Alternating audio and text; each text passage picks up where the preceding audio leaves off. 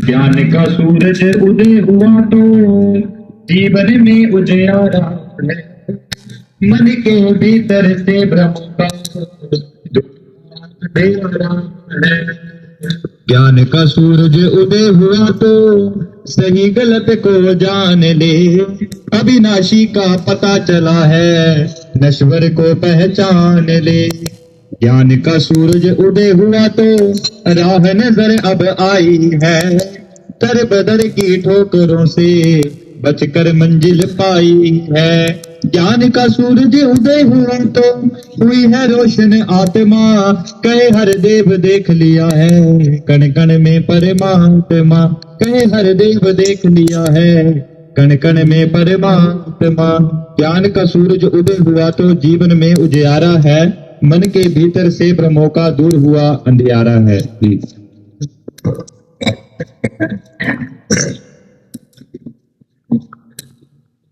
संगत जी प्यार से कहना,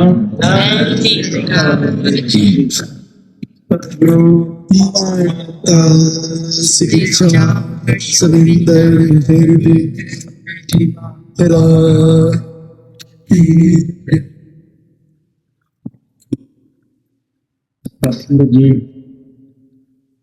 इस समय के रहबर सतगुरु माता सुदीक्षा जी महाराज जी का उपकार है, प्यार है कि इस रूप में साध संगत में बैठे हैं, जहां पिछले 1.5-2 घंटे से हमारी जो चित्त की वृत्ति है ये अंग संग निराकार प्रभु परमात्मा से जुड़ी हुई है। आत्मा को खुराक यानी कि आनंद की अनुभूति हो रही है। वही सत्संग जो समय के रहबर की कल्याणकारी आवाज है, ये भी अपनों तक पहुंचाने का सौभाग्य प्राप्त हो रहा है। और आज सत्य पातशाह ने इस परिवार को भाई साहब हरिभजन जी, बहन इंदिरा जी, उनके पुत्र सुमन जी, स्वाति जी, इन्होंने गृहस्थ जीवन में प्रवेश किया है। और सब जानते हैं संसार में स्थितियां कि गृहस्थ जीवन में आज कितनी चुनौतियां हैं।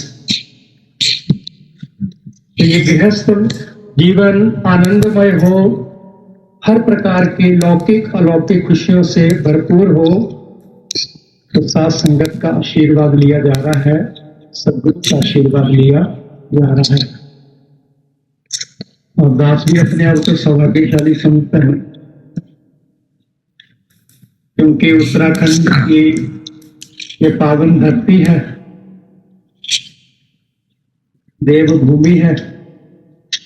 और समय के रहबर की कृपा से जिन जिन के हिस्से में ये ब्रह्म ज्ञान की बख्शिश, ये प्रभु परमात्मा की जानकारी प्राप्त हुई है, किस तरह से ये समर्पित भाव से गुरु भक्ति कर रहे हैं, प्रभु भक्ति कर रहे हैं। तो आज इस चमियाला ब्रांच की साथ संगत का ये दर्शन दीदार भी हो रहा है, सुंदर सुंदर भावनाएं भी श्रवण करने को मिल रही हैं। इसके लिए दास शुक्राना करता है जमियाला ब्रांच की साथ संगत का। और इस ब्रांच की जो सेवा सच्चे पातशाह ने बख्शी है, आदरणीय मुखी महात्मा श्री सुरेश चंद रमोला जी करता है, शुक्राना करता है। सत्संग महात्मा ने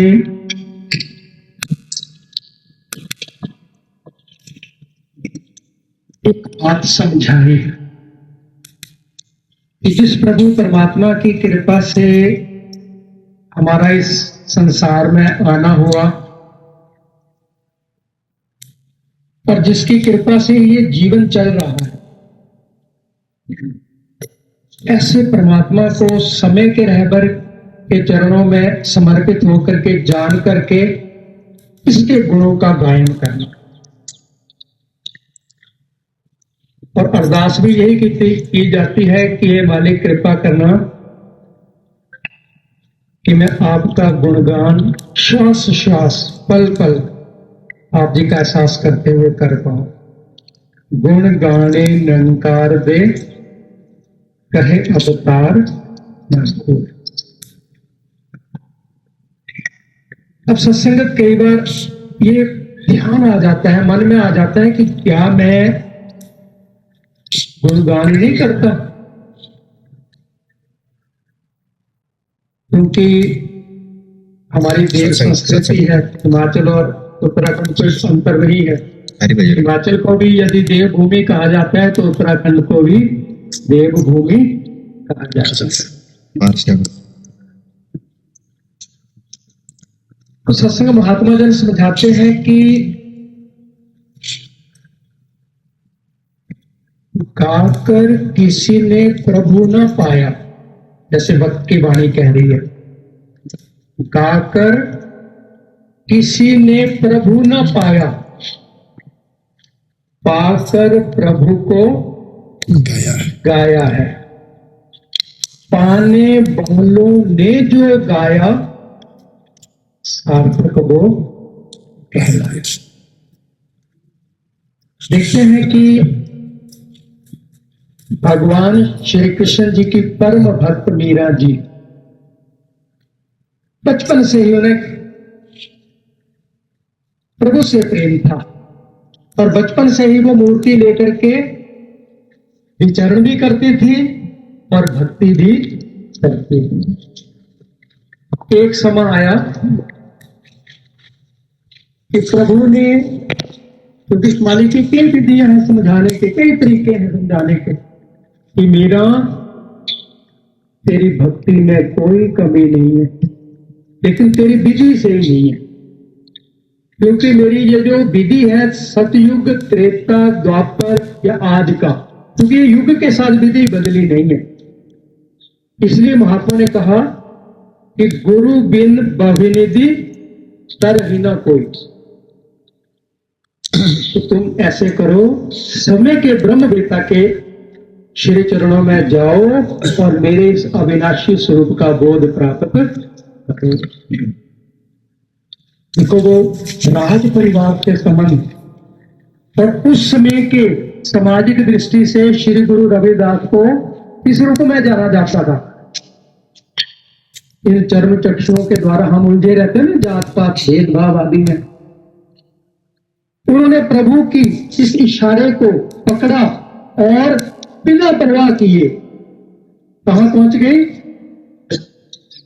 श्री गुरु रविदास जी के चरण। कहा मैं भी अपने प्रभु के सुख पर जानना चाहती हूं। जो युद्ध के मैदान में भगवान श्री कृष्ण जी महाराज ने अपने परम भक्त अर्जुन को देखा, और जब कृपा हो गई तो वही मीरा गा तो पहले भी रही थी, लेकिन अब वो गायन करती है, पायो जी मैंने राम रतन धन पायो। छिपाया नहीं। कहां से मिला राम रतन धन? वस्तु अमोलक दी मेरे सतगुर कर कृपा अपनाए। मैं श्री गुरु रविदास जी महाराज जी के चरणों में गई, उन्होंने क्षण में वही अविनाशी का स्वरूप, वही विराट स्वरूप मुझे दिखा दिया तो अर्जुन जी को दिखा दिया। मात उठी, फिर गाने लगी, और आज भी देखो गायन किया जाता है। तो आज समय के रहबर माता सुरक्षा जी महाराज की कृपा से देख रहे हैं, ये जो उत्तराखंड की भूमि है ना, या हिमाचल की भूमि है, इस मालिक ने उसी देव परंपरा को जीवंत कर दिया। क्योंकि हमारे बुजुर्गों की भी एक परंपरा रही कि देवो भूत्वा देवम यजेत, एक रीति रही, एक परंपरा रही है। हमारे अंदर दिव्यता कब आएगी? कहते हैं जब हम, ये जो आत्मा, ये देवी है, इसके